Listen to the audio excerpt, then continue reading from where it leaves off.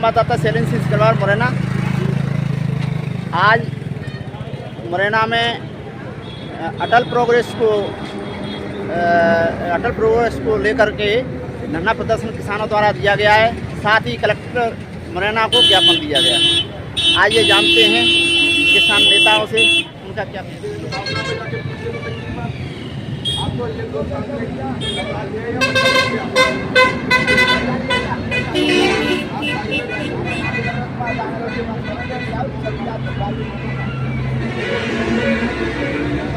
मौका है।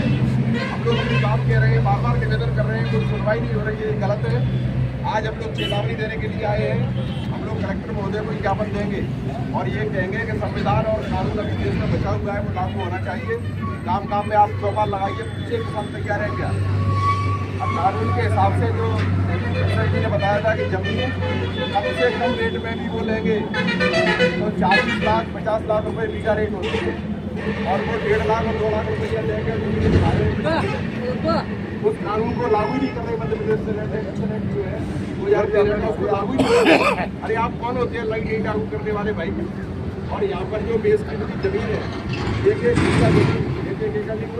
बीघा माने 2 लगभग 2.5 बीघा का 1 एकड़ हो जाता है। वो जमीन 20 लाख रुपए बीघा है। 1 एकड़ जमीन 40 की होगी। अगर भूमि अधिग्रहण कानून का पालन किया जाएगा तो 4-5-20 2 करोड़ रुपए कीमत हो गई।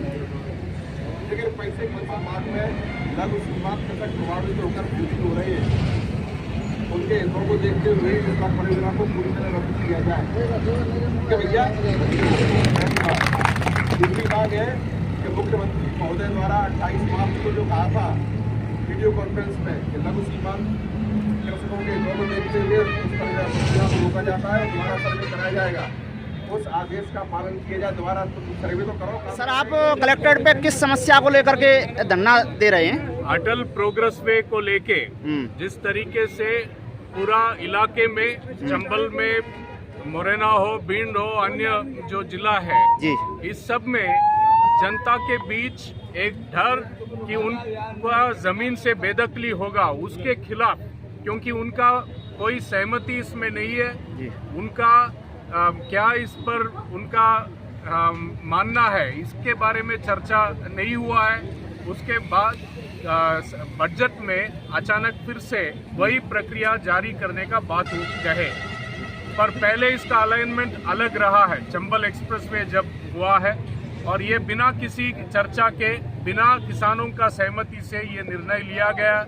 उतना ही नहीं, सिर्फ यहाँ ही नहीं, पूरा मध्य प्रदेश में जिस तरीके से किसानों को जमीन से बेदखली किया जा रहा है, उनको सही मुआवजा नहीं दिया जा रहा है, उनको ना पुनर्वास का जो रिहैबिलिटेशन रीसेटलमेंट का ठीक ढंग से हो रहा है। इसके खिलाफ जो गुस्सा है जनता के बीच में, उसको जाहिर करने के लिए और हमारे जो मांग है उसको जो हमारे कलेक्टर साहब के सामने रखने के लिए आज किसान यहाँ पे काफी संख्या में महिला और बुजुर्ग साथी भी है, वो सभी यहाँ पे आए हैं। एक दूसरा ज्ञापन भी हमको देखने को मिला।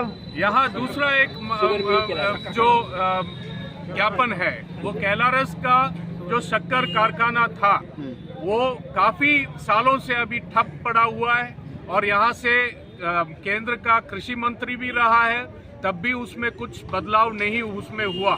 और हम सभी जानते हैं कि कैलारस के ये जो शक्कर कारखाना है मध्य प्रदेश के इस इलाके में काफ़ी चंबल और काफ़ी जिलाओं से यहाँ पे लोग उसमें रोजगार का भी एक मौका ये था और इसको पिछले काफ़ी सालों से ये बंद पड़ा है और भू माफिया के लिए वहाँ का जो ज़मीन उसको देने का साजिश यहाँ है, ये हम आरोप लगाते हैं। क्योंकि किसान का हित का अगर सरकार होती तो इस कारखाना को फिर से शुरू करते और किसान का गन्ना खरीदने का और उसका जो फायदा किसान को हो उस तरीके से कार्रवाई होना चाहिए।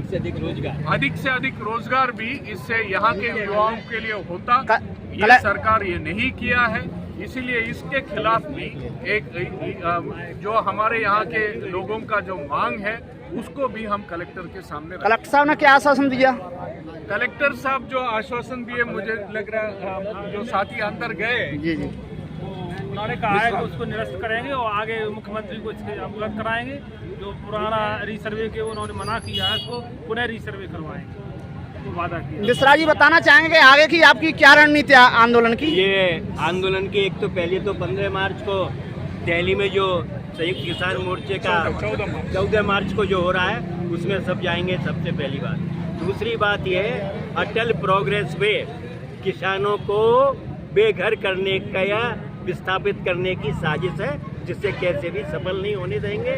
दूसरी, हर हालत में शुगर मिल केलारस उसका हमारा जीवनदायिनी शुगर मिल है, जो किसान को पूरा का पूरा रोजगार देता है और मजदूर को रोजगार है। इसलिए उसको पुनः चालू करवाए जाने के लिए हर जरूरी संभव और प्रयास किया जाएगा और आंदोलन भी किया जाएगा। आपके अनुसार अगर कार्रवाई शासन से नहीं होती तो आगे की आपकी क्या रणनीति रहेगी? आगे जन सत्याग्रह से उसको मनवाएंगे और जनता हमेशा जीतती है, किसान और मजदूर जीतती है। Thank you.